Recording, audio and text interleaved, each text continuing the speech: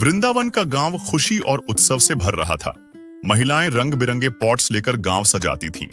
पुरुष फल और फूलों की व्यवस्था कर रहे थे। कृष्ण अपनी प्यारी मुस्कान के साथ खड़े थे, बांसुरी हाथ में लिए, और चारों ओर गायें शांति से घास चर रही थीं। कृष्ण ने गांव वालों को समझाना शुरू किया। वे छोटे पत्थर पर खड़े होकर बोले और राधा व सखियाओं ध्यान से सुन रही थीं। गांव वाले थोड़े हैरान थे, लेकिन कृष्ण की बातें उन्हें समझ और भरोसा दे रही थीं। गांव वाले उत्साह से गोवर्धन पर्वत के पास मिठाई, फल और फूल चढ़ाने लगे। कृष्ण मुस्कुराते हुए उनका मार्गदर्शन कर रहे थे। राधा श्रद्धा भाव से फूल चढ़ा रही थी और पास में गाय और बछड़े खेल रहे थे। लेकिन अचानक आसमान में काले बादल छा गए। बिजली चमकी और बारिश शुरू हो गई। गांव वाले डर के मारे इधर उधर भागने लगे, लेकिन कृष्ण शांत थे।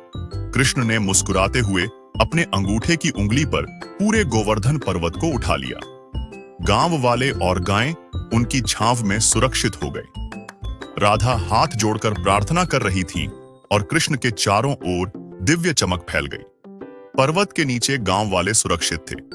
महिलाएं खाना बना रही थीं, बच्चे खेल रहे थे, गाय आराम कर रही थी। कृष्ण अब भी पर्वत अपने अंगूठे पर रखे थे और राधा गांव वालों को खाना दे रही थी। आसमान से इंद्र सुनहरे मुकुट और चमकते कवच में आए। वे हाथ जोड़कर कृष्ण से क्षमा मांगने लगे।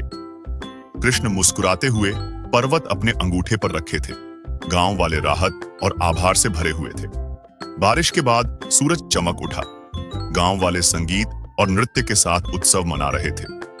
कृष्ण बांसुरी बजा रहे थे और राधा उनके पास मुस्कुरा रही थी।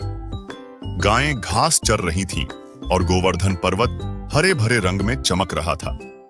सबकी आंखों में आनंद और प्रेम का भाव था।